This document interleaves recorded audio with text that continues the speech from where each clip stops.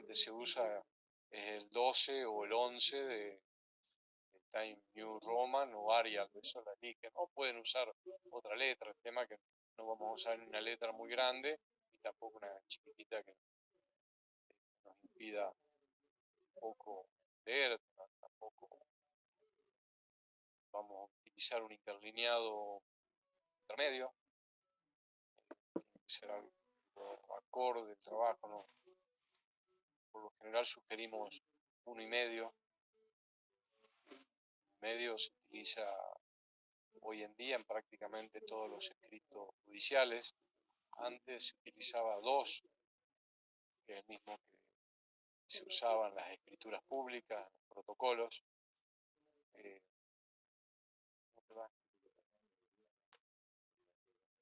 eh, Así que va a haber hojas numeradas, va a haber una portada, una hoja de presentación con los datos personales, un índice, va a tener entre 10 y 15 páginas. Creo que 10 es más que suficiente, 15, más de 15 es mucho, páginas numeradas. Va a ser sobre, como le decía, un tema particular, no va a ser un tema general. Ustedes van a elegir, como cátedra vamos a respetar lo que elijan, vamos a respetar a las conclusiones a las que lleguen, siguiendo la bibliografía sugerida, pero también ustedes pueden investigar.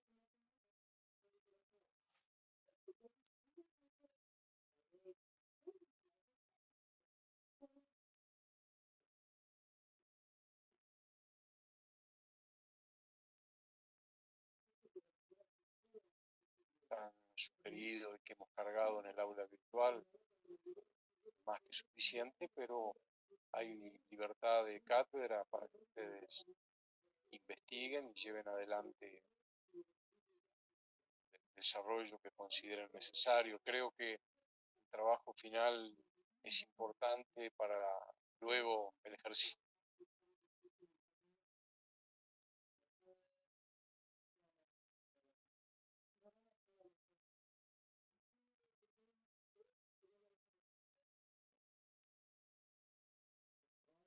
¿Ahora hay audio?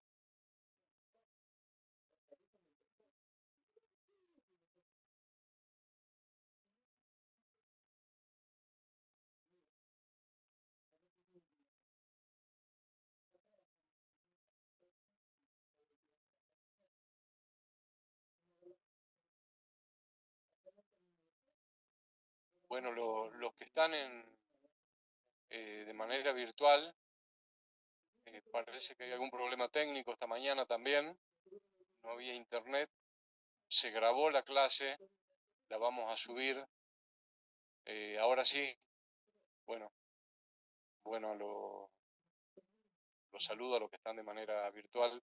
Sí, esta mañana había un problema de conexión y de audio, por suerte este, se pudo solucionar. Cuando se suba la clase de la mañana, esta no es grabada, la de la mañana sí, van a poder volver a escuchar, si es que así lo desean, las pautas de lo que sería el parcial y el trabajo final. Les decía que tanto el parcial como el trabajo final para promocionar tienen que tener una nota de 7, no son promediables entre sí, tienen que aprobar el parcial con 7 o más y tienen que aprobar el trabajo final con 7 o más. No se promedian entre sí. Es decir, esto está más que claro, está en el reglamento al cual ustedes conocen y se dio a conocer en la presentación inicial de la cátedra. Si sacan un 6 en el parcial, no se promedia por más que tengan un 10 en el trabajo final. Esto quería clarificar, por ahí a la mañana preguntaron cómo se promediaban y si había centésimas en la nota del parcial o del trabajo final. No, es muy difícil que haya centésimas o décimas. por cuanto van a ser preguntas para desarrollar. Por eso sucede en aquellas pruebas que son múltiple opción y tienen algún valor total o parcial cada una de las preguntas que se realizan en el sistema de múltiple choice o múltiple opción. Así que, bueno, creo que está claro el reglamento, creo que es claro cómo va a ser el sistema de evaluación. Sí,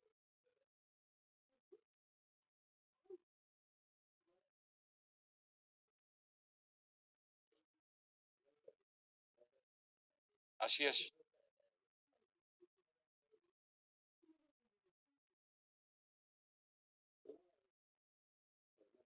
Sí, también para regularizar tienen que tener aprobado el parcial, los 4 o más, y el trabajo final 4 o más, y con 50% mínimo de asistencia a las clases prácticas.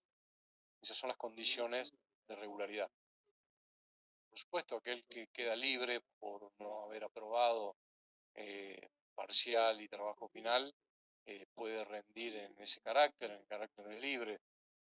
Los exámenes eh, libres son un poco más complejos para los estudiantes por cuanto, aparte de poder elegir algún trabajo, algún tema de presentación, el docente vamos a poder hacer un recorrido desde la unidad 1 hasta la 9. Por general no es así, no se le va a preguntar las 9 unidades, pero sí uno puede llegar a hacer un paneo unidad por unidad o profundizar en algunas de ellas que consideremos que son importantes. Eso para rendir en el carácter libre, pero creo que todos ustedes están apuntando a regularizar o promocionar, están estudiando, me han contado que van bien, eh, así que los trabajos prácticos creo que en muchos de los casos hemos visto muy buenos trabajos prácticos. Esa es la base del trabajo práctico. De ahí investigar, ampliar, pero partiendo de la bibliografía asignada más los trabajos prácticos, creo que nos va a ir bien a todos. Bueno, y yendo a la temática de hoy, la temática de hoy la desarrollamos bastante extenso a la mañana, nos faltó un punto que va a ser el tema del trabajo práctico número 6, que ya debe estar en el aula virtual para entregar el día martes de la semana que viene. Le faltaba a la doctora terminar con lo que sería la Revolución de Mayo, la primera junta de 1810, y después vamos a hacer un repaso, un paneo de todo lo que fue el primer triunvirato, las reglamentaciones de 1811, la asamblea del año 13 principalmente, pasando un poco por el régimen del director supremo, que fue en definitiva un director supremo que convocó a la Asamblea General Constituyente, donde se declaró la independencia ya el 9 de julio de 1816. Seguramente vamos a hablar porque esta mañana eh, así fue, conversamos un poco sobre la realidad de Jujuy.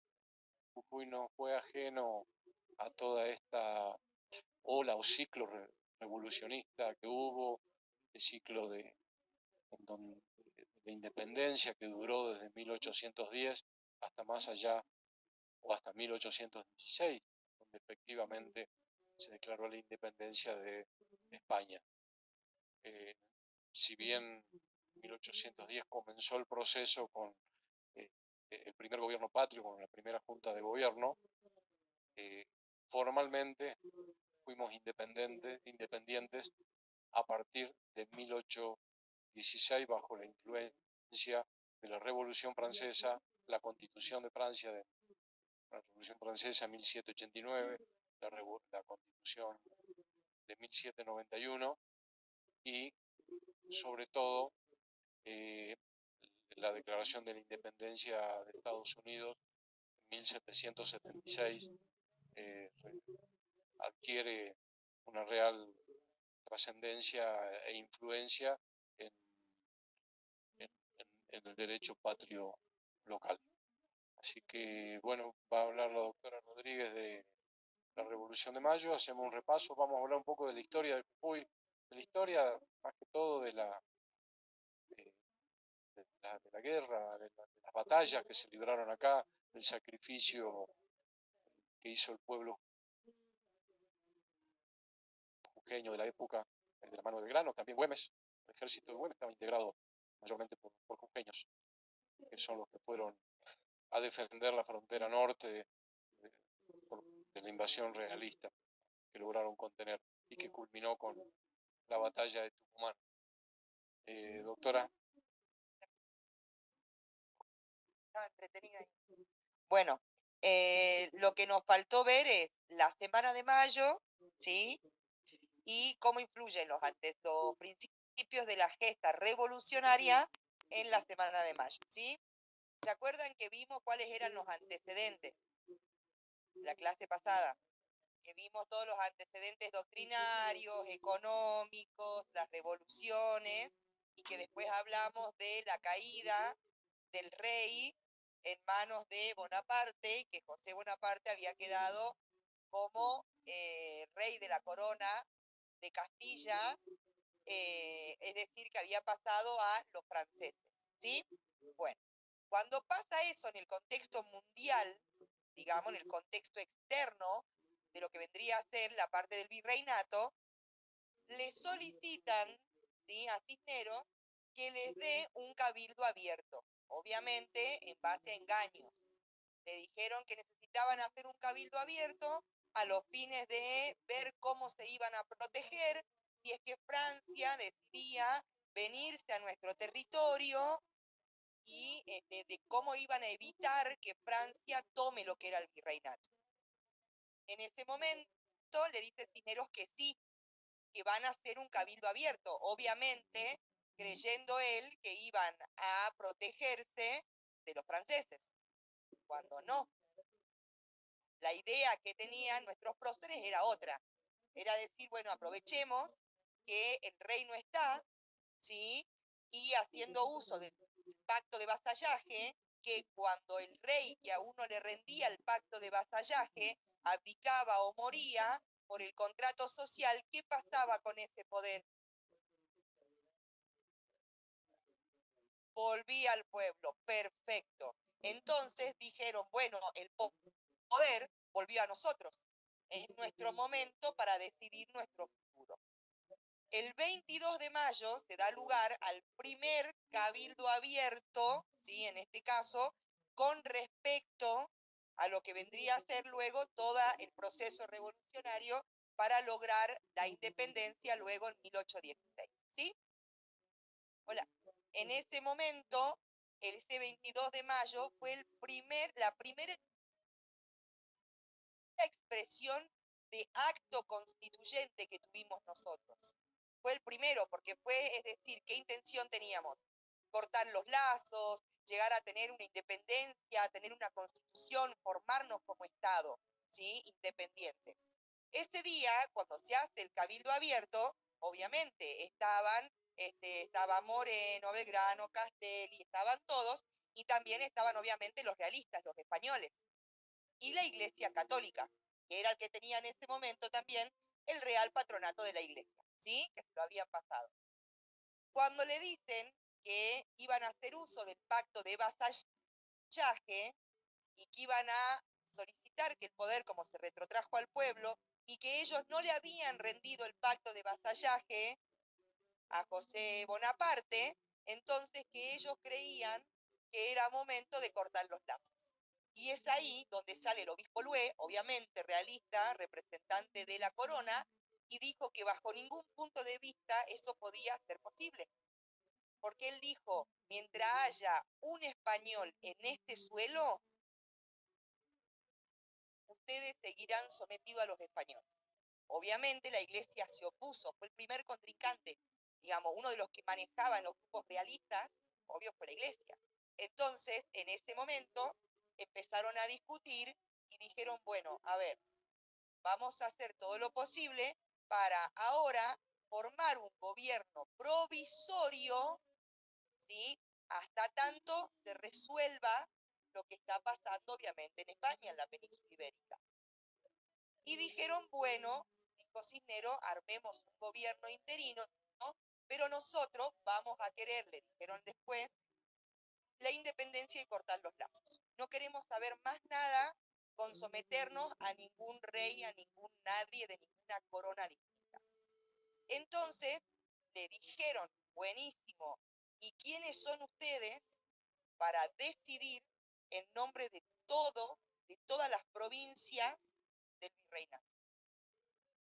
Porque acá estamos en un cabildo, pero y todas las otras provincias no están acá diciendo que quieran independizarse, cortar los lazos, crear un gobierno patrio. Entonces ahí donde le dijeron, bueno, nosotros vamos a hacer uso de la gestión de negocios. ¿Sí? ¿Qué significa? Que ellos iban a actuar en nombre y representación como una especie de personería de urgencia en nombre de las provincias, pero que se comprometían a emitir, digamos, la invitación a todos los diputados de las provincias para que fueran luego al cabildo, se enteren de lo que estaba pasando y ratifiquen las gestiones que ellos estaban realizando en nombre de todo el virreinato. ¿Sí? Que es en el 27 de mayo que largan la circular, ¿sí? La circular del 27, que tenía como fin invitar a los diputados de las provincias para que vengan y ratifiquen lo que estaban actuando los representantes en el cabildo. Obviamente los representantes nuestros, ¿no? O sea, no estamos hablando de la iglesia ni de los realistas. En ese momento terminan y dice, bueno, vamos a hacer un gobierno patrio provisorio. ¿Quién encabezaba ahí como presidente de esa junta provisoria? Cisneros. Ah, tremendo. Entonces, ¿qué hacen el 23? El 23 de mayo salen y pegan en los mercados, en la plaza y en todos lados, como una minuta de todo lo que se había tratado el 22 en el Cabildo Abierto. Y en ese momento ve la gente que el nombre del que encabezaba nuestra junta era Cisneros. Entonces aparecen ahí a quitar los piqueteros del momento. ¿Quiénes eran ahí? Sí, señor, Tuki, la Mili y el perro eran French y Beruti ahí. Con las escarapelas salieron al pueblo y dijeron, ¿ustedes están viendo esto? ¿Cómo puede ser que Cisneros, nosotros nos queremos cortar todos los lazos, independizarnos, y lo meten como jefe de la primera, de la junta, lo vienen a meter a Cisneros? Van y le dicen, a ver, acá hay dos opciones. O se va Cisneros o lo matamos. O sea, eran re pacíficos, ¿vieron? Eran re diplomáticos. Ellos todo lo querían solucionar hablando. No habían batallas, no habían guerra, hablaban nomás. Entonces, en ese momento, el 24, cuando se empiezan todos a decir, no, ya, hay que sacarlo, no podemos tener este tipo de gobierno, porque vamos a seguir atados a los españoles y obviamente no nos va a dejar crear nuestro gobierno. Puede haber uno que otro español, sí, como vocal, que lo hubo después, obviamente, en la Junta Grande, pero no presidiendo. O sea, no vamos a hacer lo que digan los españoles. Entonces, ese día, 24 a la noche, se van a la casa de Cisneros. Le dicen, compita, ¿podemos hablar? Entonces le dicen, che, tenemos un problema. Sabes que la gente está como un poquito descontenta ahí.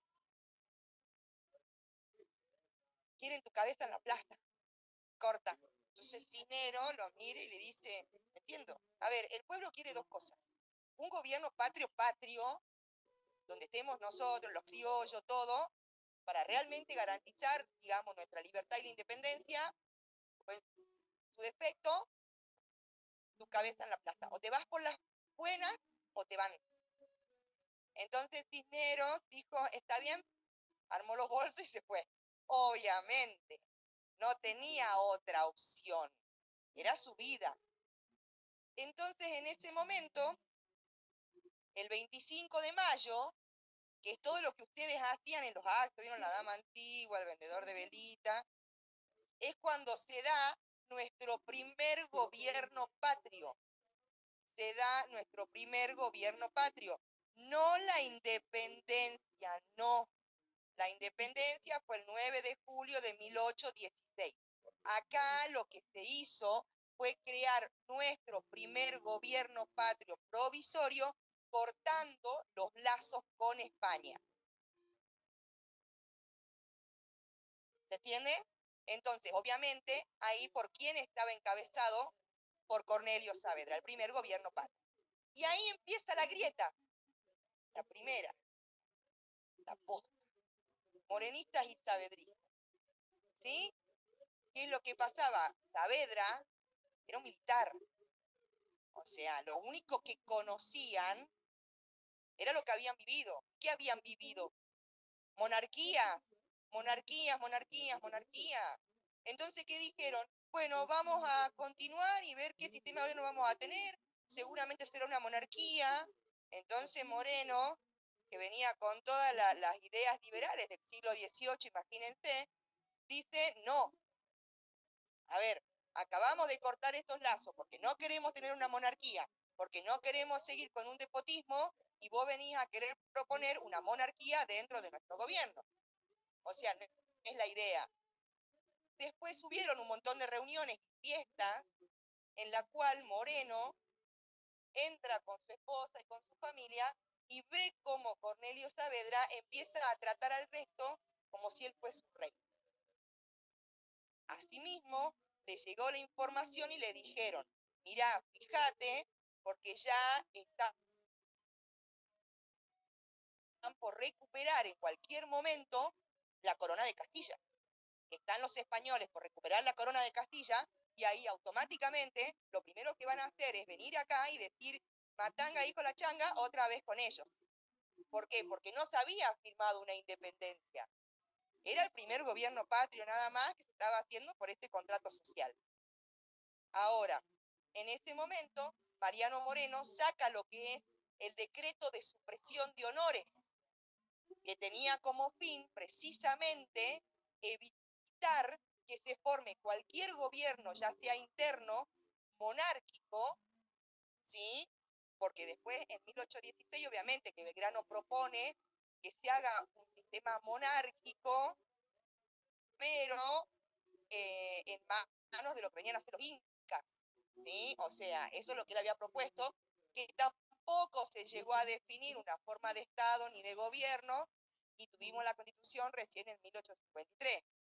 O sea, nos costó un montón hasta la independencia, y después un montón hasta llegar a la Constitución, porque empezaron después la otra grieta, unitarios y federales, que esta Constitución es unitaria, que esta es muy federal, que esta es muy unitaria, las batallas, las guerras, los enfrentamientos, ¿sí? Que después tuvimos anarquía, sin presidente, bombazo, las provincias estaban re bien. eh, entonces, fíjense que empezó todo un proceso hasta que se hace después un Estado, ¿sí? Nos convertimos en Estado. En ese momento, ese decreto, parte de ese decreto, que al igual lo van a ver con el doctor enseguida, el de la libertad individual, o seguridad individual o libertad de imprenta, se encuentran plasmados hasta hoy en día en nuestra Constitución. El de supresión de honores también tiene parte nuestro articulado en el artículo 16, que dice que se prohíben los títulos de nobleza y las prerrogativas de sangre. Eso salió de ese decreto, fue el primero en decirlo. Obviamente, luego fue avanzando mucho más este enfrentamiento entre morenistas y saavedristas, hasta que Moreno muere por exceso de reliberán en un barco, muere misteriosamente envenenado con reliberán, porque él era alérgico al reliberán y se sentía descompuesto, y le dijeron, toma para que no vomite. Como 48.000 gotas de reliberán y murió. Entonces, eso ahora lo van a ver con el doctor. ¿Cuáles son los principios? Los principios de la gesta revolucionaria son principios que hoy en día también existen en nuestro sistema de Estado o de gobierno, sistema político, ¿sí? Por ejemplo, si yo les digo a ustedes, otra cosa, no estaban muy de acuerdo en la circular del 27. No estaban de acuerdo, creo que Moreno y Castelli fueron uno de los principales que se opusieron a llamar a los diputados de las provincias del interior. No porque no quieran el federalismo o no porque quieran excluir a las provincias, sino que lo hicieron porque dijeron, en el camino van a estar 12 días viajando y obviamente que en el camino se van a topar con todos los grupos realistas, que les van a lavar la cabeza y van a llegar acá y van a decir, no, yo no apruebo nada de lo que hicieron. Entonces como que les tiraba por el piso todo el trabajo que habían hecho. Pero igual se manda la circular, llegan muchos de los diputados, aunque después queda sin efecto el tema de la ratificación. ¿Sí? ¿Hasta ahí se entiende? Bueno, tienen varios principios ahí en los resúmenes. Uno habla de comuna, soberanía, representación. ¿Dónde y cuándo creen ustedes que ese principio se ve plasmado en la Semana de Mayo? Comuna, soberanía, representación. Sí, puede ser ahí. ¿Dónde también?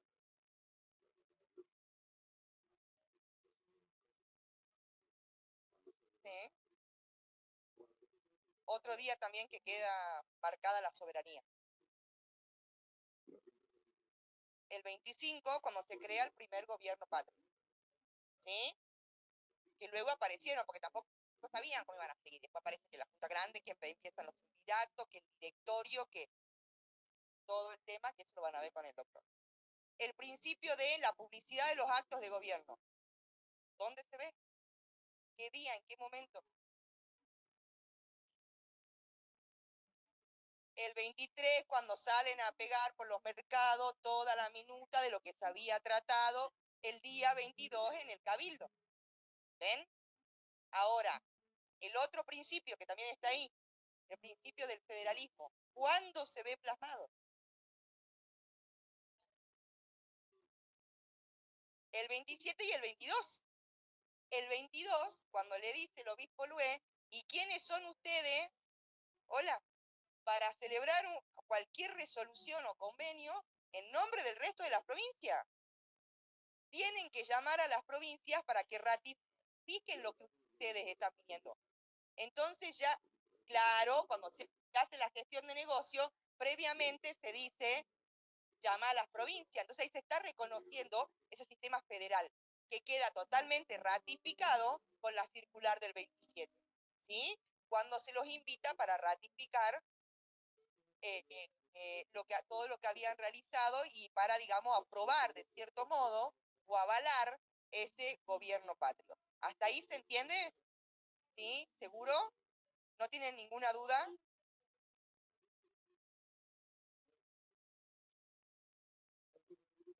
El de publicidad de los actos de gobierno. El principio de publicidad será el día 23 y cuando salen a pegar todos los carteles para avisar de qué era lo que se había tratado el día 22. ¿Se entiende hasta ahí? El 27 es cuando se ratifica el principio federal.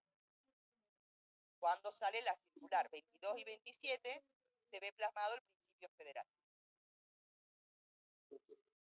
El 24 fue un día muy agitado.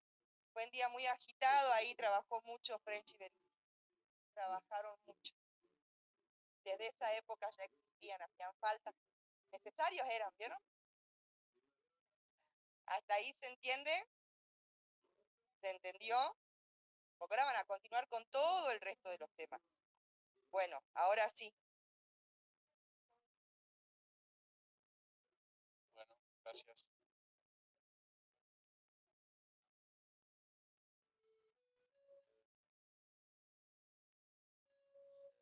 Bueno, así vamos a continuar. La doctora terminó de dar una pauta y algunos principios sobre el primer gobierno patrio, la primera junta de gobierno. Ahí ella habló de que como un primer atisbo de federalismo se convocó el día 27 a las provincias para que manden diputados, para que integren el primer gobierno patrio, y así fue que se creó la Junta Grande, integrada por la Junta de Mayo y los representantes de las provincias. Con motivo de la ampliación de la Junta, del primer gobierno patrio, es que se decidió en septiembre ya de 1811, como forma de gobierno, el triunvirato, lo que conocemos como el primer triunvirato, designado por esta Junta Grande. Pero esta Junta Grande, que actuaban todavía en nombre del rey de España, Fernando VII. Por ahí la doctora hacía mención también a José Bonaparte, porque había quedado bajo la órbita de Francia, el delegado que tenía el imperio francés, Napoleón Bonaparte, lo había designado a su hermano representante en el reino de Castilla. Pero todavía las Indias, en este caso los virreinatos, dependían de la corona de España. Después se habló hace un rato de dos teorías, la teoría de Moreno en contraposición con Saavedra, y ahí es donde también se nota cuál es la influencia que tenía cada uno, de dónde surgía. Moreno estaba muy influido por la Revolución Francesa, pero también por la Constitución y los principios de la Constitución y la Declaración de Independencia de Estados Unidos. Fíjense la gran diferencia que había entre uno y otro, era que en la Declaración de Independencia se dio por primera vez el principio de igualdad real. La Revolución Francesa, igualdad, libertad, fraternidad, pero se mantuvieron los títulos de nobleza, por consiguiente, no eran tan iguales como se pregonaba. En cambio, la forma de establecer la democracia que tuvo Estados Unidos fue distinta. Fue distinta porque nunca hubo títulos de nobleza, eran todos inmigrantes de otro sector, eran del Reino Unido, Irlanda, Escocia principalmente, no tenían, llegaban a Norteamérica, no tenían ningún tipo de privilegio sobre otros. En cambio, el régimen jurídico en los virreinatos mantenían los de nobleza hasta, primero hubo supresión de honores, y con posterioridad, en la asamblea del año 13, recién ahí existió lo que sería la abolición de los títulos de nobleza por completo. Pero esto fue un proceso que en la nación llevó muchísimos años, y nos podemos adelantar. Cuando hablamos del principio republicano y representativo de gobierno, sobre todo el representativo, la igualdad en la Argentina recién se vio plasmada con la ley Sáenz Peña, el voto obligatorio, secreto y universal, y más aún con posterioridad y luego de varios proyectos con la inclusión del voto femenino. Creo que recién ahí en el sistema democrático argentino y como de otros países se vio reflejado la, la igualdad en el sistema democrático, el sistema universal del voto. Pero estamos en 1811, dijimos que el primer gobierno patrio había sido designado por los cabildantes, había sido elegido como la primera junta de gobierno. Con posterioridad, la Junta Grande designó el primer triunvirato. Se pasó a un sistema que no era ni más ni menos. El primer triunvirato era una forma de gobierno para regir y llevar adelante los destinos de todas las provincias unidas del Río de la Plata, pero principalmente tenía encomendado empezar a buscar la normalización institucional, es decir, el dictar la constitución, una constitución. De hecho, en octubre de 1811 se dictó un reglamento que hay muchos historiadores que sostienen que sería la primera constitución de la primera constitución patria, en donde estaba presente el principio federal, el gobierno reconocía la participación de las provincias, pero era centralista. Eh, no se llegó a aplicar recién, sí, pero tuvo muy buenos avances en lo que hace al sistema de la organización del Estado, lo que hace al Poder Judicial, que nos interesa, porque plasmó el sistema republicano de gobierno con la división de poderes. Un poder ejecutivo, colegiado, un poder legislativo, que eran los representantes de las provincias, y un poder judicial que todavía no tenía el grado de independencia que sí adquirió con posterioridad a través de la Asamblea del año 13.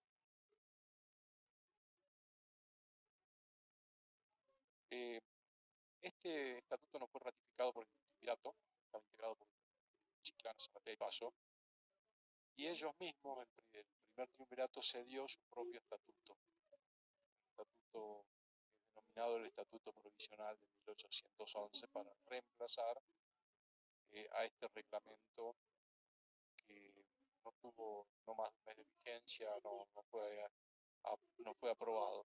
Y este fue el reglamento provisional para las provincias unidas del Río de la Plata. Siempre, por supuesto, el nombre del rey Fernando VII, que era quien representaba en ese momento al Reino de España.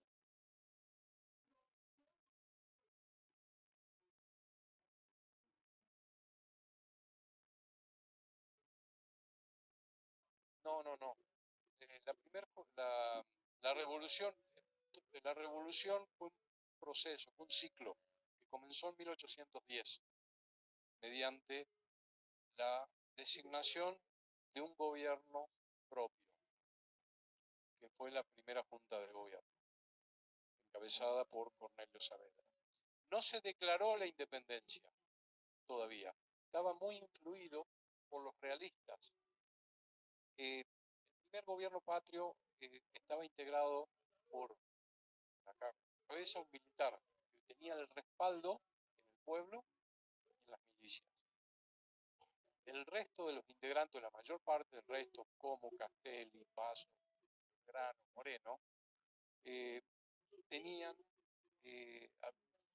tenían formación intelectual, habían estudiado en la universidad, algunos en Charcas, otros en España, y venían con otro tipo de concepto.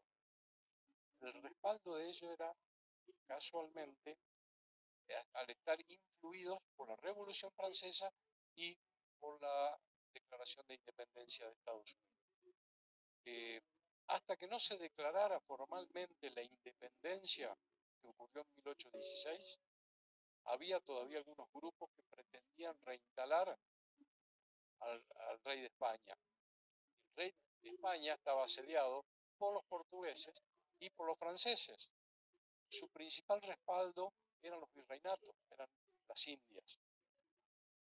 Por eso, también era la principal fuente de recursos.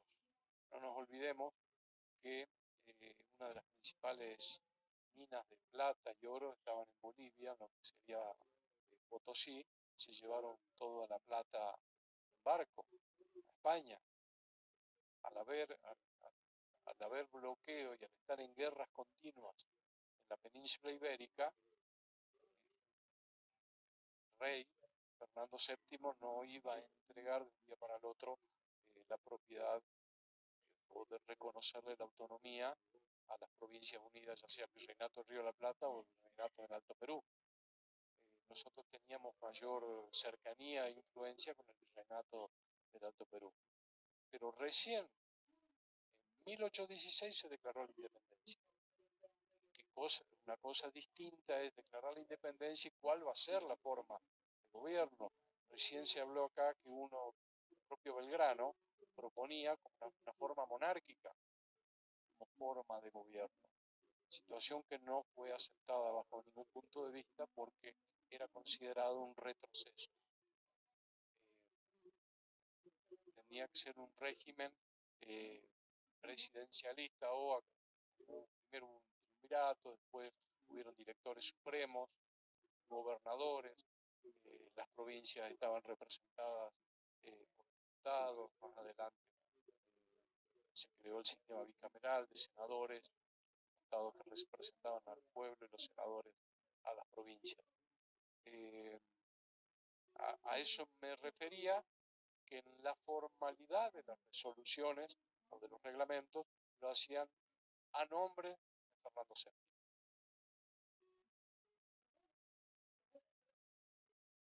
Y los grandes avances que tuvo este reglamento provisorio dictado por el primer triunvirato, consagró,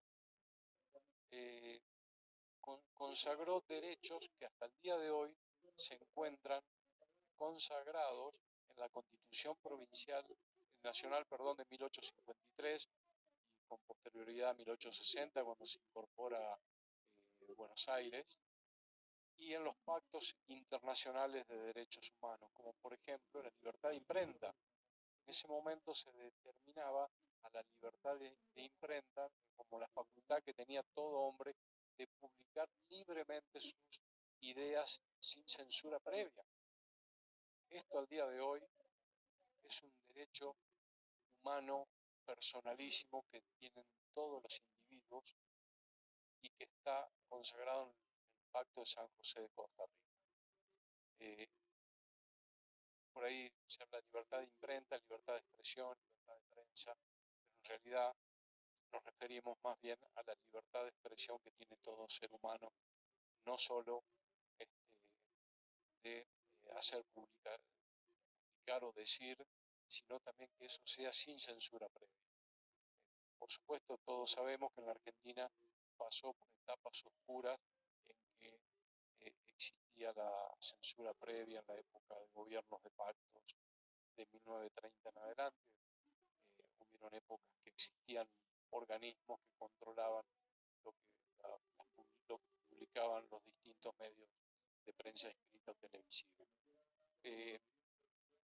Otro de los principios básicos y fundamentales que se consagró en este reglamento provisorio de 1811 es la libertad individual, el derecho a la seguridad individual. Principios básicos como libertad, derecho a la propiedad consagrado en la Constitución Nacional, derecho a la libre circulación, nadie puede ser penado sin un juicio previo. Esto es una premisa básica y un principio elemental del derecho. La libertad de circulación también, nadie puede ser detenido sin orden judicial. Esto ha tenido evolución, ha tenido una evolución muy rica en el tiempo y criterios a lo largo de la historia, que nadie puede ser detenido sin orden judicial, por cuanto también se creó con posterioridad, pero ya en la etapa actual, en caso de flagrancia de delitos o de contravenciones y o algunas otras figuras preventivas que permiten que una persona pueda ser demorada, no detenida. Cuando se habla de detención, se habla de que nadie puede ir a una cárcel sin que haya una orden judicial. Si hay hoy en día y en aquella época también estaban previstas y había figuras como la vagancia, aquellos que no llevaban la documentación que acrediten papeleta laboral, si no llevaban, podían ser detenidos por determinado tiempo o pagar una multa. En Jujuy estuvo vigente la figura de la vagancia hasta hace no muchos años. Hasta el año 2015 había una ley de principios de 1940 que estaba esa figura. La verdad que era una atrocidad. Detenían personas que no podían acreditar qué hacían o estaban sin poder justificar la presencia en la vía pública, eran detenidos y eran llevados a un calabozo en las comisarías. Así que, bueno, todas estas libertades, tanto libertades como principios de derecho, principios personalísimos, inherentes a la persona humana, ya se consagraron en este reglamento provisorio. También se consagró, como les había dicho, la división de poderes, viendo ya los primeros atisbos de la independencia del Poder Judicial, que recién se vio consagrada con la creación en la Asamblea del año 13. La Asamblea del año 13 fue muy allá, fue mucho más allá que estos reglamentos provisorios de 1811. Cuando hablaban y la gran preocupación que existía en todo el territorio de las provincias unidas del Río de la Plata eran dos: buscar la paz interior, la pacificación, y sobre todo en lo que hace a política exterior, que ya establecía facultades, tanto los dos reglamentos de 1811 como la Asamblea del año 13, eran políticas también de relaciones exteriores para cuidar nuestras fronteras, nuestros límites. Las Provincias Unidas estaban asediadas, lo vieron con la doctora, no solo por los españoles, sino con anterioridad por los ingleses. Los ingleses vieron una debilidad en la península ibérica de España e intentaron invadir mediante en el año 1806 y luego 1807 lograron, intentaron invadir a través de, sobre todo, tomar la ciudad de Buenos Aires. Pero en esta época los conflictos internos, las guerras civiles internas estaban desangrando al país, cada uno liderado por caudillos. Había caudillos en la zona del litoral, en el norte, en la zona cordillerana. Todos hemos escuchado hablar de Artigas en la banda oriental, hoy República Oriental del Uruguay, Urquiza en Entre Ríos, estaba, bueno, ya estaba Rosas, todas estas batallas, estos conflictos recién culminaron en 1853, con la batalla de Caseros, creo que fue el 3 de febrero de 1853-52, cuando Urquiza derrota a Rosas. También en el norte había caudillos, estaba Chacho Peñalosa, Facundo Quiroga, todos los caudillos eran líderes, cada uno defendía su territorio, eran líderes que por lo general eran terratenientes, que poseían grandes extensiones de tierra, mucho dinero, pero también formación militar e intelectual. Eran líderes que estaban respaldados por las milicias, eran líderes que estaban respaldados por el aporte de dinero y sobre todo de soldados para el ejército en defensa de la soberanía nacional. Jujuy tuvo una relevancia importante en esta época porque así como parte del país, sobre todo en el litoral, se desangraban 4 provincias para poder defendernos de una invasión de Portugal, que había ingresado por Río de Janeiro a la banda oriental del Uruguay, y de ahí pretendía llegar a Buenos Aires. Las provincias de Entre Ríos, Corrientes, Santa Fe repelieron, en donde provocando muchísimas muertes, gente joven, todo ese sector litoral, sobre todo en zonas que hoy en día corresponden a Paraguay, bueno, Corrientes, Chaco, Santa Fe. Pero en Jujuy la realidad era otra. El ejército realista había visto una oportunidad de recuperar las tierras, las posesiones que había perdido desde Perú hacia el sur. Situación que había descuidado durante muchos años el gobierno centralista de Buenos Aires.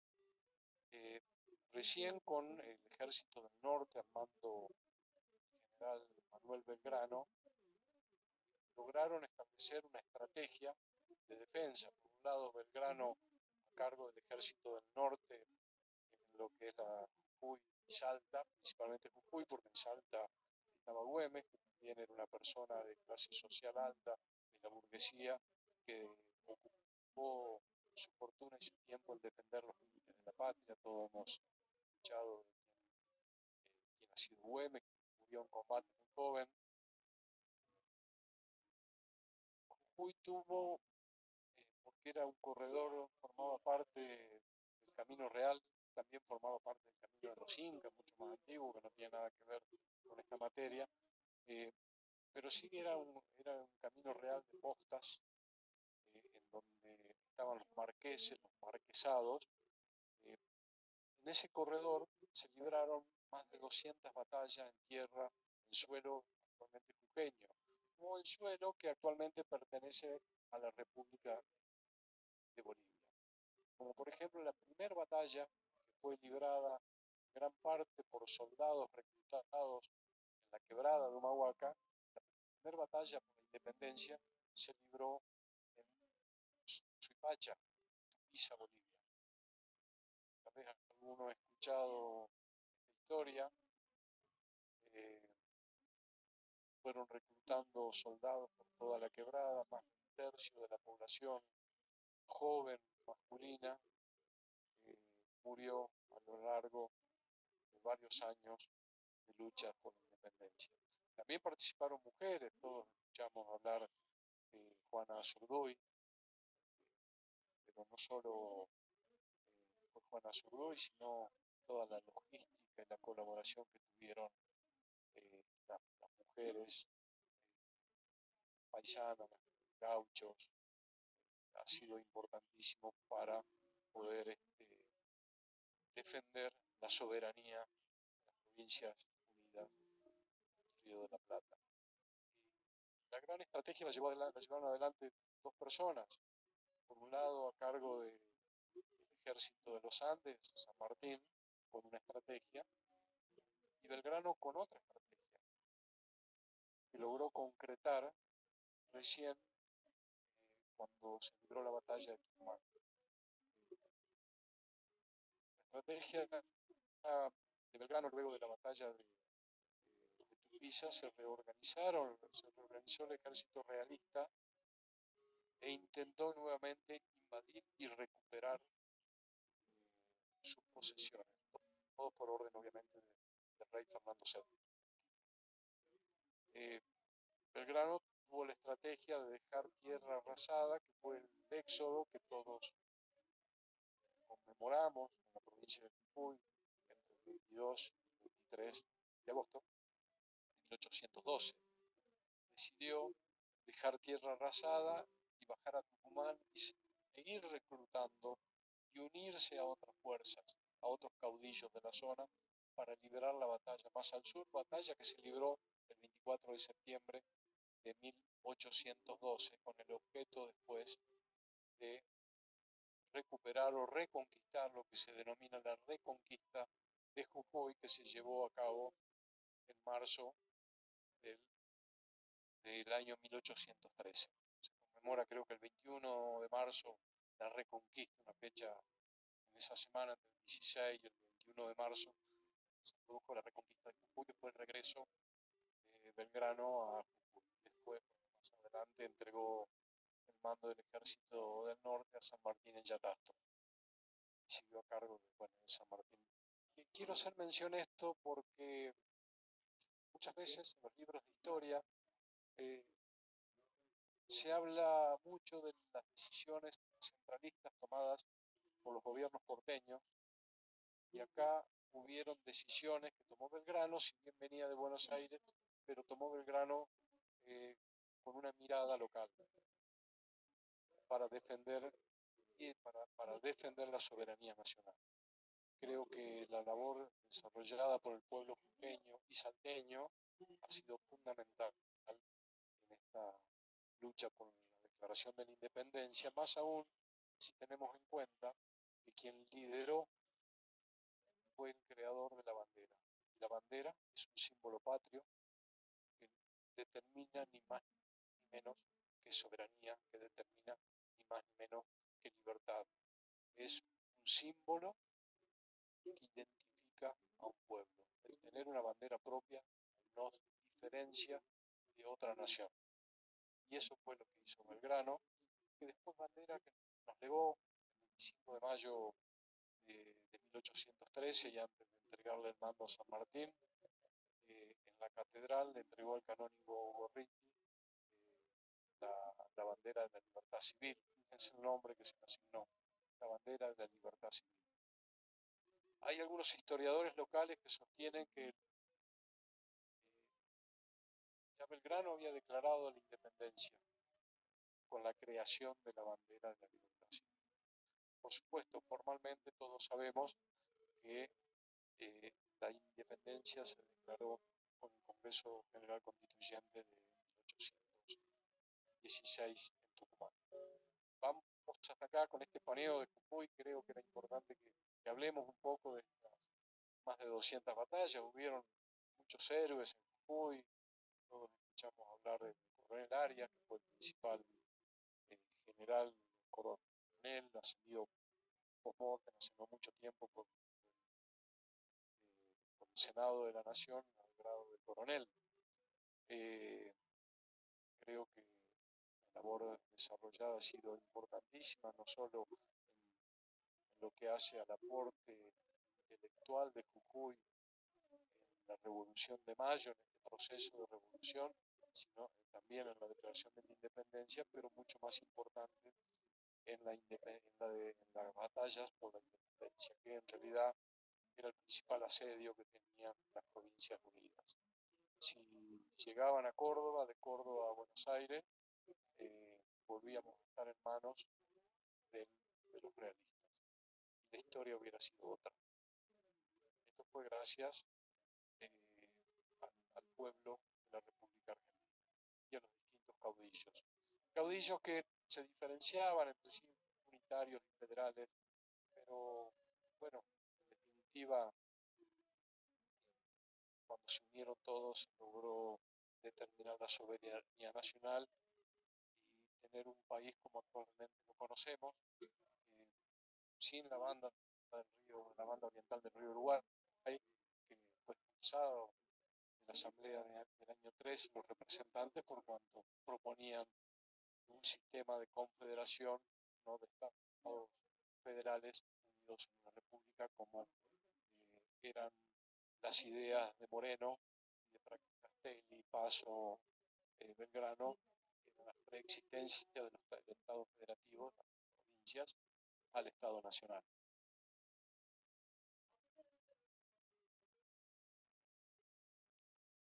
Bueno, llegamos, el principal objetivo que han tenido todos estos primeros gobiernos, todos estos primeros gobiernos patrios, siempre ha sido dictar las normas para la organización nacional.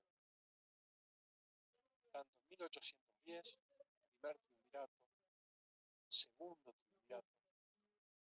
El segundo triunvirato vuelve a convocar a una asamblea general, convoca a las provincias y la asamblea, en la asamblea del año 13, que establece nuevos principios y nuevas garantías, en donde se discutieron distintos proyectos. Tenía dos objetivos la asamblea: dictar una constitución y declarar la independencia. No se logró ninguno de los dos, pero sí se discutieron proyectos, sí se garantizó a las provincias la discusión. Por eso mismo, esta asamblea fue de carácter federal. no tenía el carácter unitario. Federal, pero centralista, porque las decisiones eran tomadas principalmente por el gobierno porteño central. También en esa época había una cuestión de aduanas internas y de cobro de impuestos que generó grandes diferencias entre unitarios y federales, que es el manejo de los puertos, el manejo de las vías marítimas, el manejo también de las vías terrestres, donde el Estado centralista cobraba tributos. Recién en esta asamblea del año 13 se empieza a reconocer a las provincias la facultad y esa autonomía que tanto buscaba, no solo el delito administrativo, sino la posibilidad también de designar a sus propios gobernantes. Esto fue clave para llegar con posterioridad al Congreso General Constituyente de 1816. Dijimos que, y algo se habló, de que la Asamblea del año 13 estableció principios básicos de derecho, como por ejemplo la abolición de títulos de nobleza. Digo básicos para las Américas. Títulos de nobleza en el viejo continente todavía existen. Pero acá había que buscar la igualdad.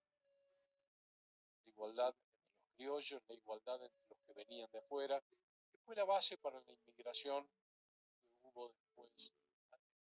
Hubo varias olas inmigratorias, pero las primeras comenzaron a mediados del siglo XIX y después finales del XIX y principios del XX, la gran inmigración italiana y española por sobre todo. También estableció principios básicos vinculados con distintos privilegios que tenían los hijos mayores en relación a los del derecho sucesorio. También se estableció la prohibición de castigos en las escuelas. Ustedes deben haber visto películas en donde los docentes o los directores podían castigar físicamente a los alumnos. A partir del año 13 se eliminó este tipo de castigos menores que siguió existiendo en la práctica recién con la sanción del Código Penal en 1921, 22 en realidad, se estableció como figura penal, como lesiones levísimas. Hoy ya no existe, hoy es castigado. Pero en esa época, a principios del siglo XX, estaba previsto como lesiones levísimas, no eran leves, a que el tutor, padre o encargado podría y tenía la facultad de tirón de pelo, de oreja. La regla, alguno tal vez ha escuchado hablar o visto películas, cómo sancionaban, sobre todo en el siglo XIX, los internados a los chicos que no le dan. Se suprimió también, que ya había caído en desuso en el Río de la Plata, el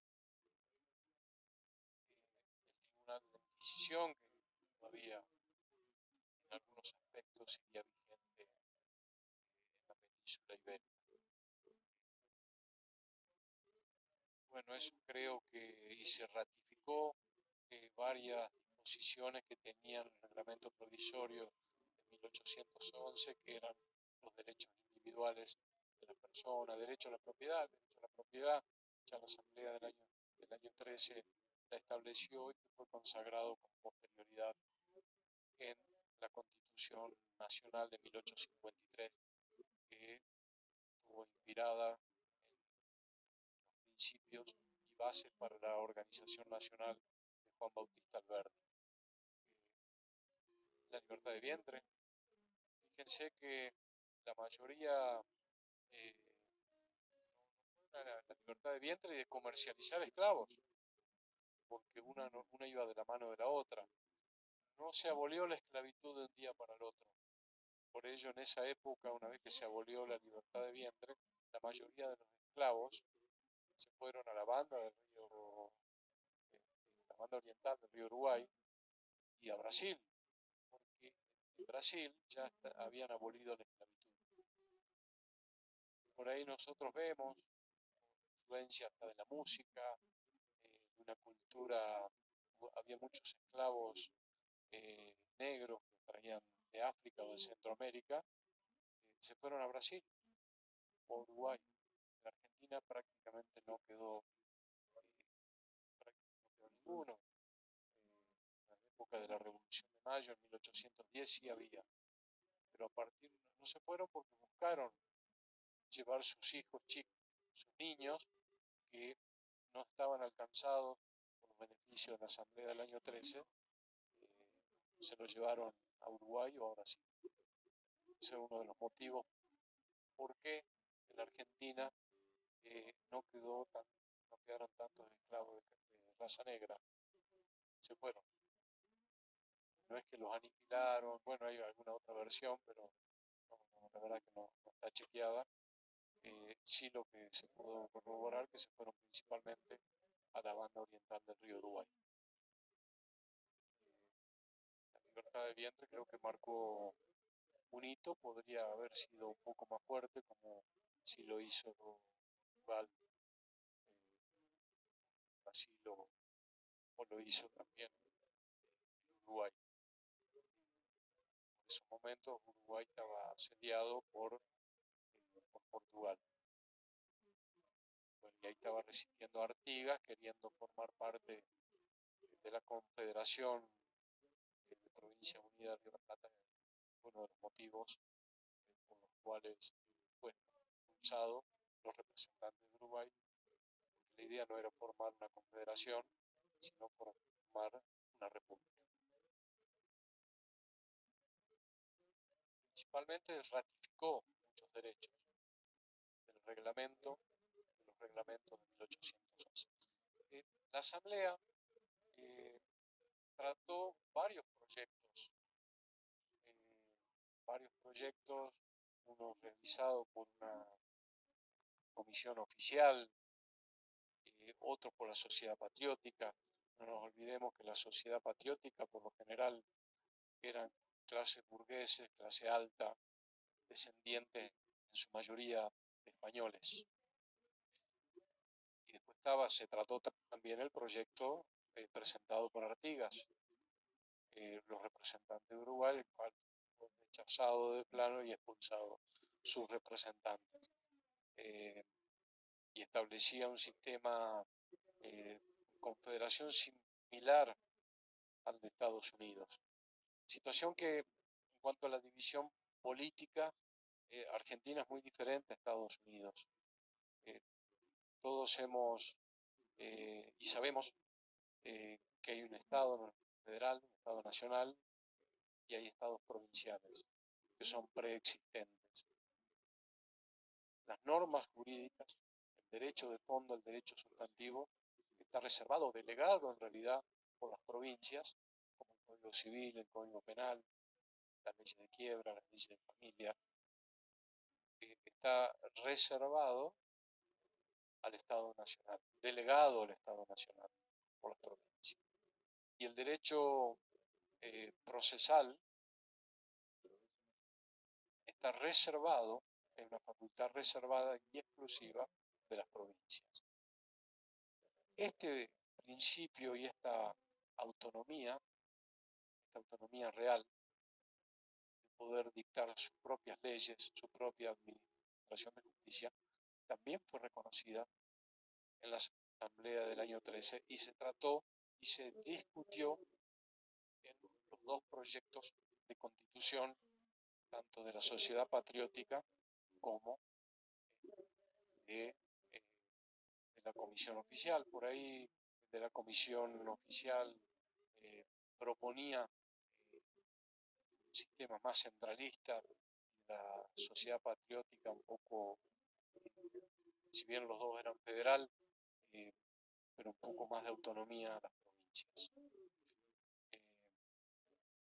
Las dos tenían tendencia federal, una menos que otra, y ahí se planteó con el cobro de impuestos, la navegación de los ríos, la utilización del puerto, se plantearon una gran diferencia, no solo fue ideológica, sino también fue una diferencia de orden económico, se plantearon las grandes diferencias entre unitarios y federales. Y digo yo que era económica por el uso del cobro de impuestos internos. Hubo dos grandes líderes, como fueron Rosas y Urquiza, que durante años, dos que defendían el proyecto federal, uno de una mirada centralista y de un punto de vista más dictatorial, que era Rosas, y por el otro lado, de un punto de vista más federal, los dos federales, pero de un punto de vista más federal y otorgándole mayor autonomía a las provincias unidas del Río de la Plata de manera individual, que es la Urquiza.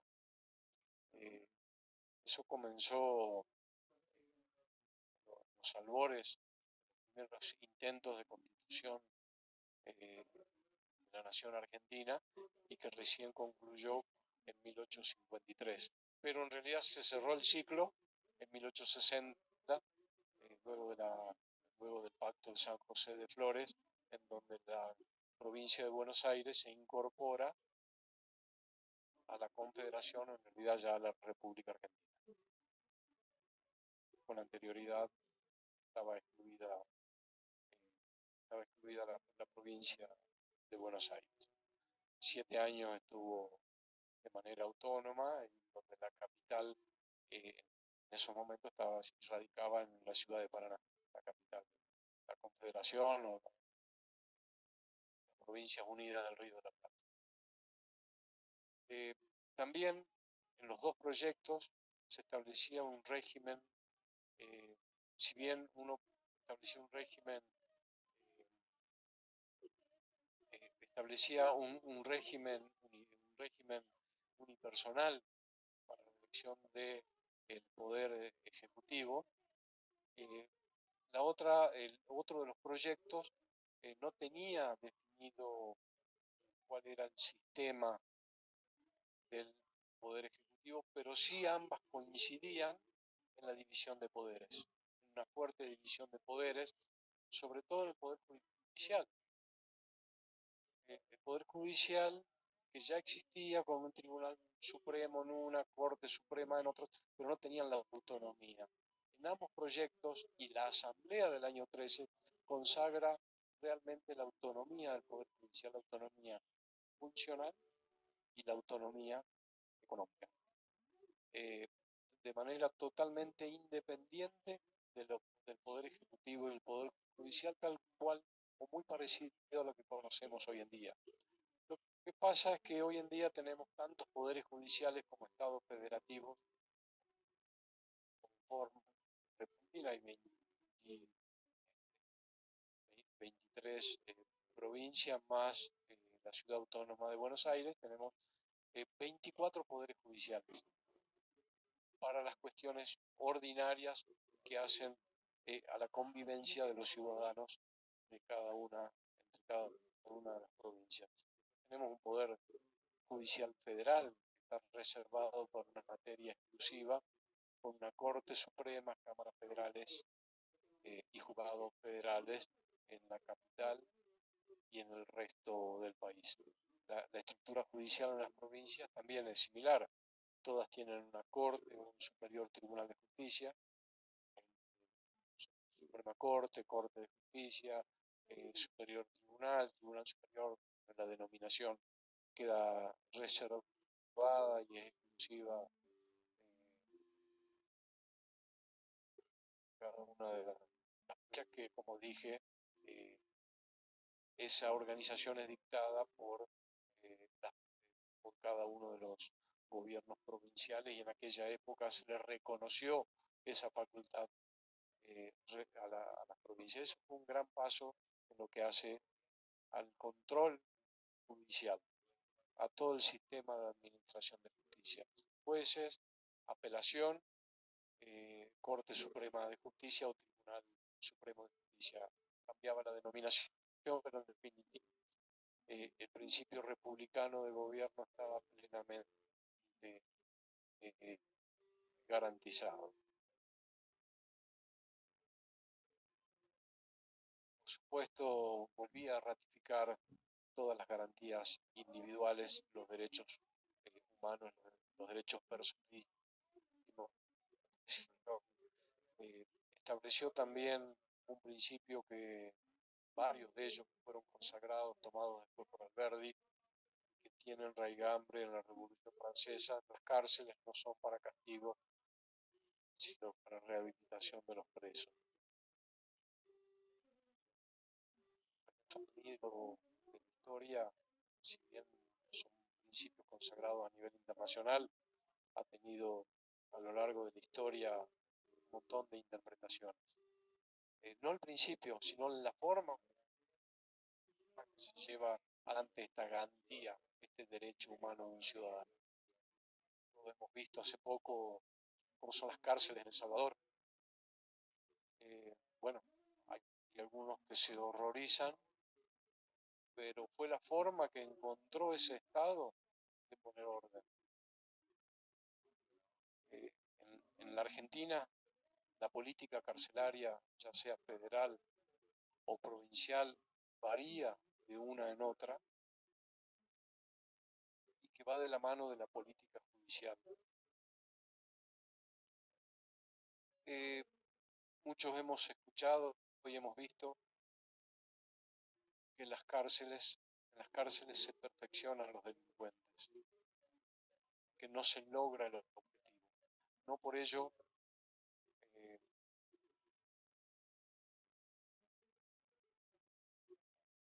vamos a tomar decisiones cuando no corresponden a los delincuentes. Hay hacinamiento, no por ello, porque haya hacinamiento, hay que dejar en libertad a los delincuentes, porque eso podría generar un caos superior en la sociedad. Hoy lo está viviendo Rosario, en base a la justicia y el régimen carcelario federal, lo están viviendo en Buenos Aires, y creo que casi todas las provincias también, por un sistema que no ha funcionado en la República Argentina como en otros países. Esto trasciende a cualquier ideología política, sino a una política carcelaria de años. Acá en Jujuy no es ajeno, hay sobrepoblación carcelaria. Las comisarías no están destinadas para estar y de hecho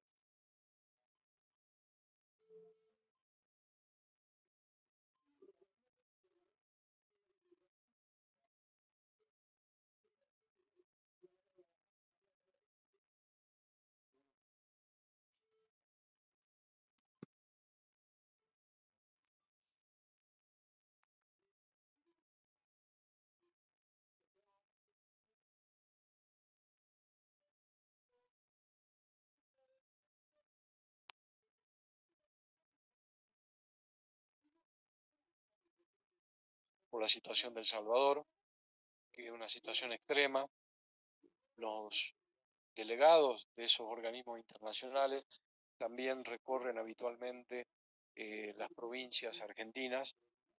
Hace poco estuve con un organismo que se llama el Comité de la Lucha para la Erradicación de la Tortura en las Cárceles y emiten informes y es una postura, ellos consideran que es una tortura que estén en una comisaría, es una tortura que no se les garantice determinadas, que la ley los garantiza, pero en la práctica a veces no se puede llevar adelante por el hacinamiento, porque no hay lugares aptos. Recién nombraban la cárcel de Chalicán. La cárcel de Chalicán es para descomprimir el penal de Gorriti.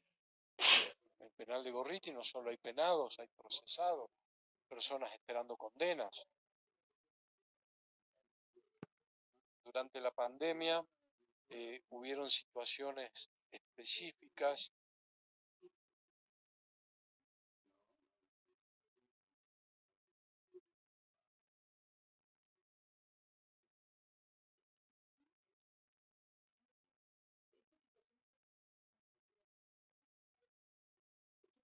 tobilleras electrónicas. En otras provincias hubieron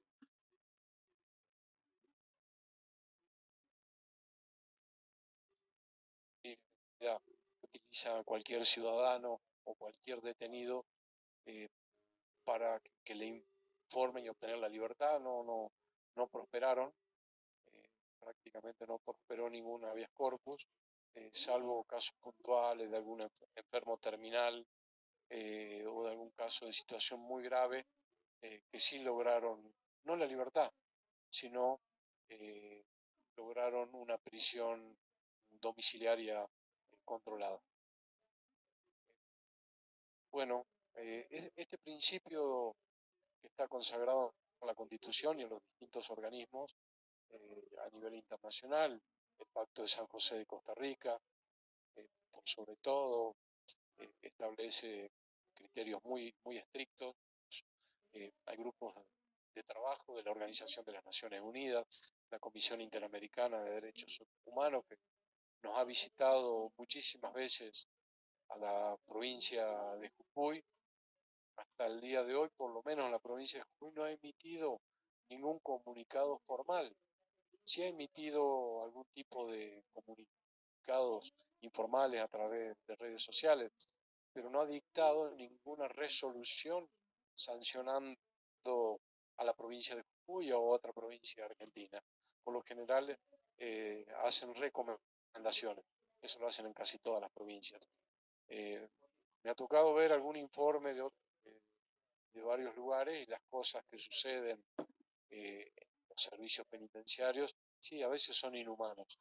No es responsabilidad de quien está preso con condena o sin condena, sino es responsabilidad de los gobernantes en otorgar un lugar apto, cumplir con la Constitución, cumplir con los pactos internacionales, y esta cárcel de Chalicán apunta a eso.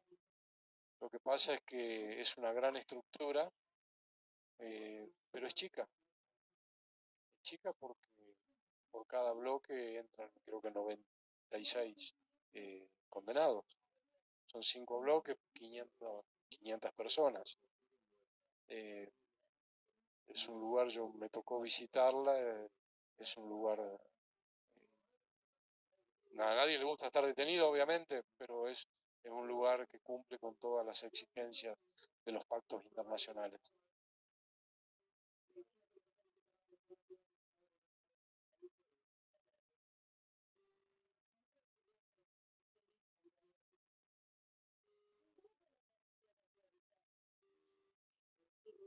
¿Cómo los recaudos que se toman?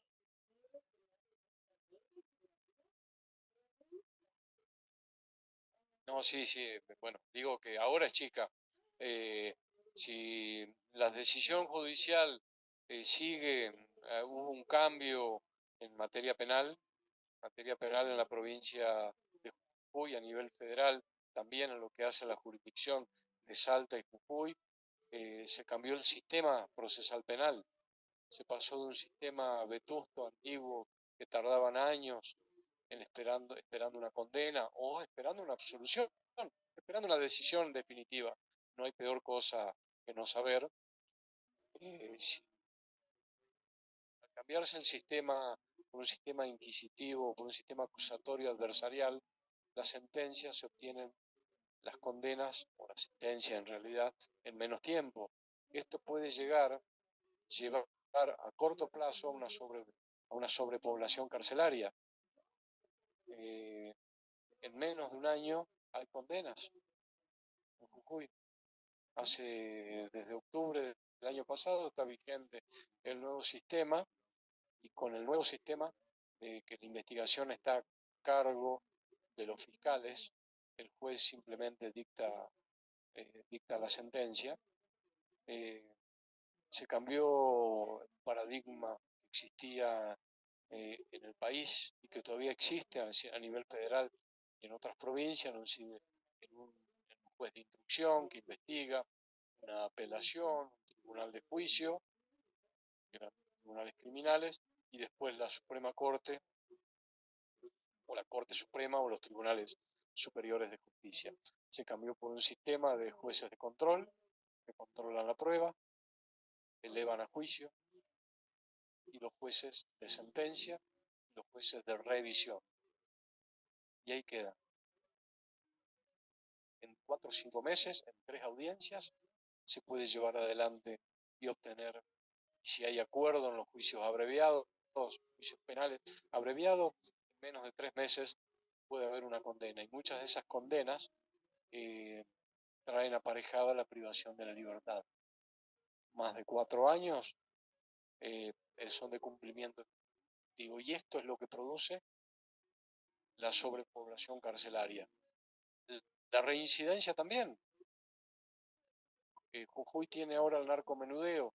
Estamos hablando no de historia, pero hablemos de esto, y porque forma parte también de nuestra historia, y después a través del aula virtual va a haber un resumen para que ustedes vean para el trabajo práctico número 6, la Constitución de 1819, que fue una constitución que no tuvo mayor éxito porque tenía un fuerte tinte centralista y unitario.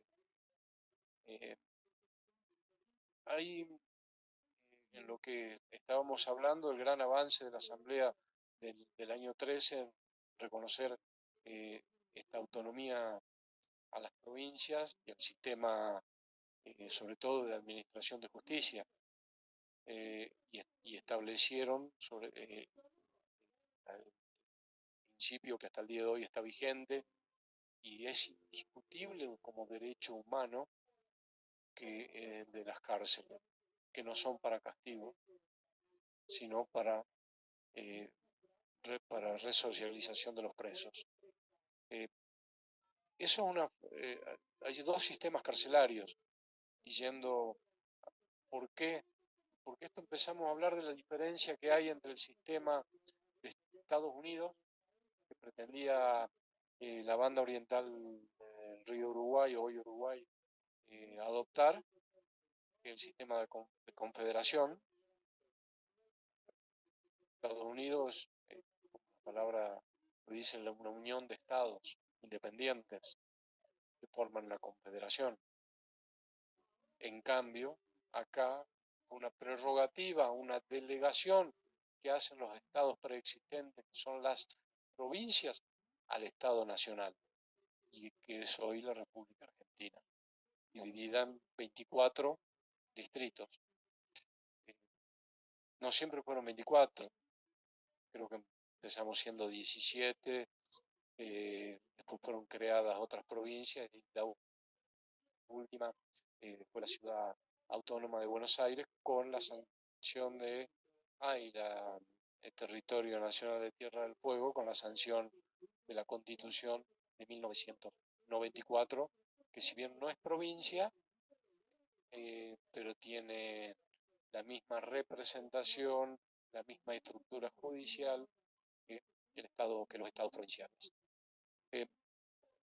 Entonces, este régimen judicial, también régimen carcelario, son facultades exclusivas de cada una de las provincias en lo que hace al derecho procesal.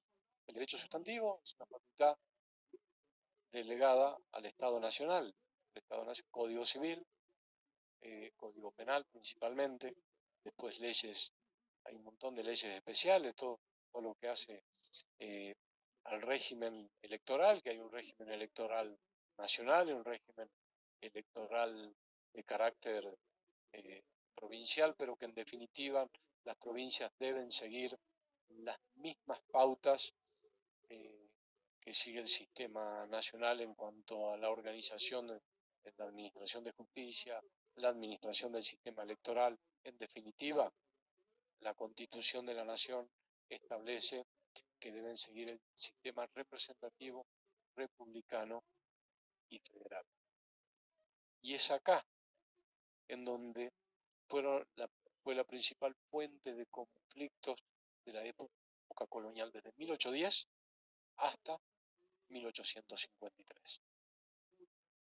En cuanto a la definición teórica o filosófica, si vamos a ser un Estado unitario o un Estado federal. En la práctica, todos sabemos que si no hay un régimen de coparticipación coherente, que durante muchos años la Argentina no lo tuvo, sobre todo en la época de los procesos militares, o en épocas gobernadas por un signo mayoritario que a las provincias que no eran gobernadas por ese mismo signo político los privaba de determinados derechos de coparticipación. En la práctica sigue siendo o seguía siendo un sistema centralista, no unitario, porque no somos unitarios. Unitario está dado por la división política que tiene la República Argentina, pero sí sigue siendo todavía con un Estado fuerte, centralista, donde la mayor recaudación de impuestos son impuestos nacionales, coparticipables, pero impuestos nacionales que se recaudan en las provincias. Somos federales porque desaparecieron las aduanas internas, antes existían. Y una de las principales luchas, como yo les conté hace un rato, entre los distintos caudillos era por el manejo de las rutas terrestres y sobre todo las vías marítimas. En aquella época no había ferrocarriles, las vías terrestres eran muy peligrosas, las vías marítimas, sobre todo el río Paraná, río Uruguay, río Bermejo, bueno, Mayo, había un gran comercio marítimo que hasta el día de hoy existe. Existe un comercio marítimo, Paraguay no tiene salida al mar, utiliza la hidrovía del río Paraná y también el río Uruguay para sacar todos sus productos por el puerto de Rosario, por el puerto de Santa Fe. Esos fueron los principales conflictos que se sucedieron en aquella época. Y el puerto como el puerto de Buenos Aires, que lo quería manejar España, lo quería manejar Portugal.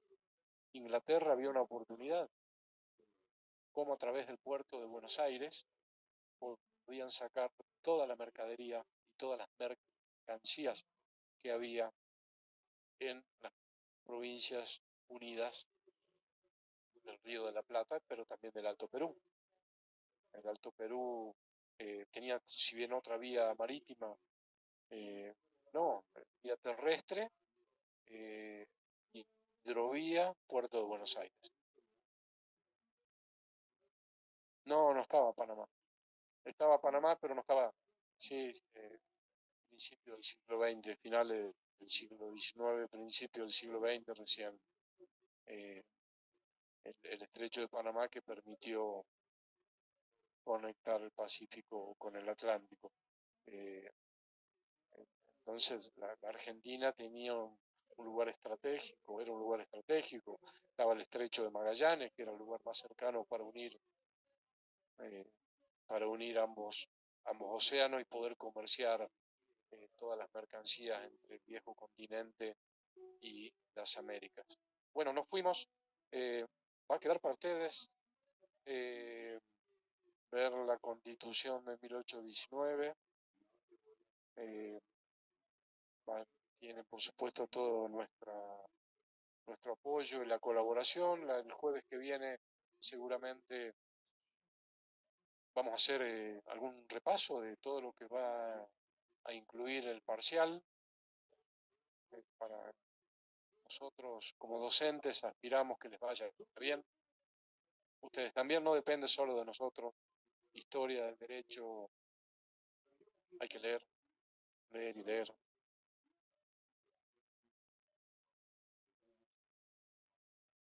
Sorpresa. No, entiendo que no, porque creo que el derecho romano da para preguntar muchas cosas. La historia también de nuestro derecho patrio están prácticamente en una unidad. tenemos para hablar de la Revolución de Mayo, tenemos para hablar tres ejes centrales: Revolución de Mayo, Asamblea del año 13 y el Congreso General de 1816. En la independencia, bueno, que con motivo se dictaron distintos reglamentos provisorios hasta llegar a la Constitución de 1819. Así que imagínense, ahí ya se me están ocurriendo en la bolilla 5, en la unidad 5, bolilla, una antigüedad. En la época que yo rendía, un bolillero y sacaban, eso, una antigüedad hablar de bolilla, pero bueno, ese es el origen de bolillas.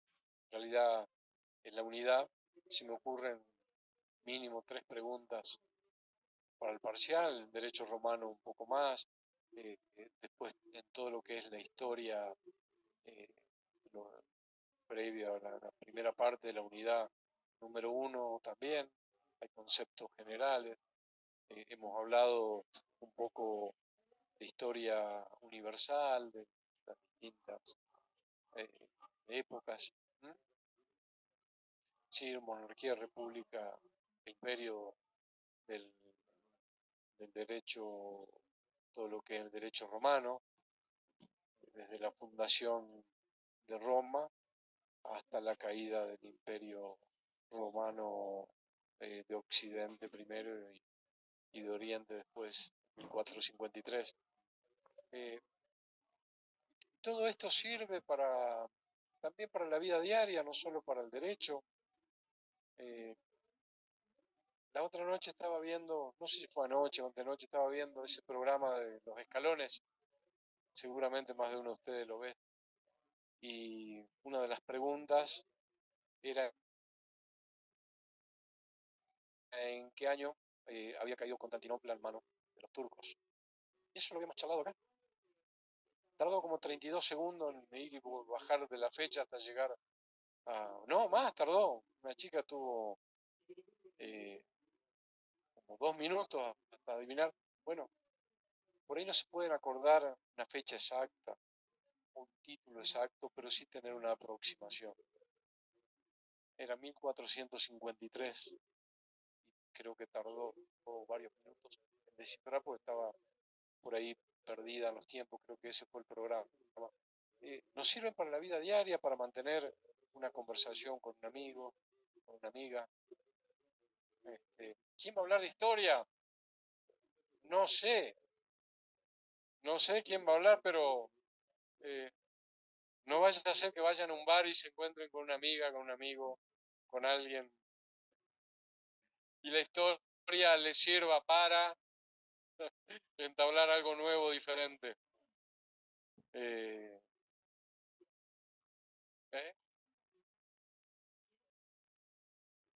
Creo que la historia como cultura general nos sirve. Por ahí sentarnos, por ahí me sentaba a hablar con algunos historiadores locales. La verdad, los conocimientos que tienen, lo conocía Güemes, no a Güemes, al bisnieto, tataranieto, que es un historiador salteño, cuando se conmemoraron los 200 años de la batalla de Suipacha, hicimos un montón de cosas, la plaza, leímos los nombres, yo leí los nombres de los que murieron en batalla, conseguí un libro donde estaban los que habían fallecido de la quebrada de Humahuaca, leí más de 200 nombres, y son muchos más,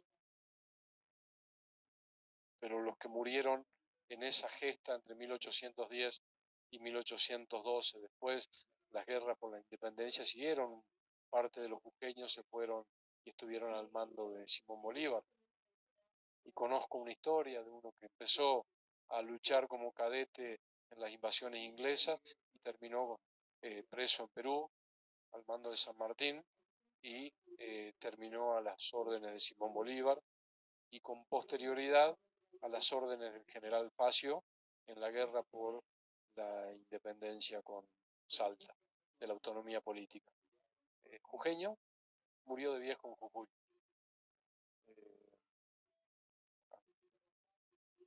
Sí, el Instituto Belgraniano se ocupa de estas cosas. Estuvimos hablando de este soldado, era un comandante de la quebrada de Humahuaca, específicamente de Huacalera.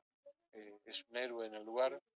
Eran 3 hermanos Jiménez, 2 murieron, uno en una escaramuza en Huacalera, otro murió en el Alto Perú, y el tercero murió de viejito en Huacalera. Estuvimos tratando de ubicar la tumba, no la encontramos.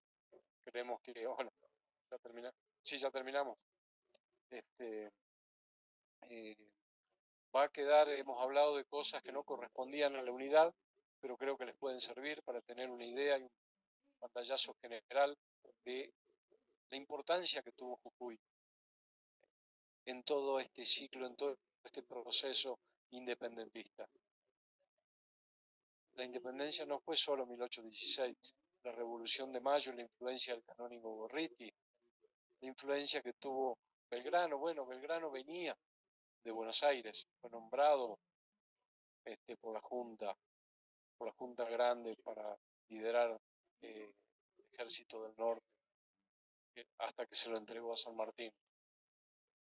Pero quienes lucharon, quienes dieron su vida, fueron jujeños, fueron los gauchos, fueron salteños, fueron integrantes de las comunidades originarias, gente joven, 12, 13 años ya los reclutaban. Bueno, terminamos. Hola. Terminamos y nos vemos el jueves que viene. Hacemos un repaso.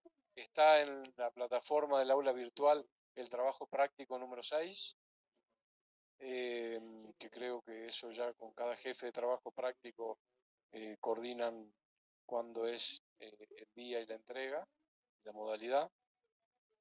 Y bueno, queda en manos de ustedes, en base a los antecedentes que hemos dejado en el aula virtual, ver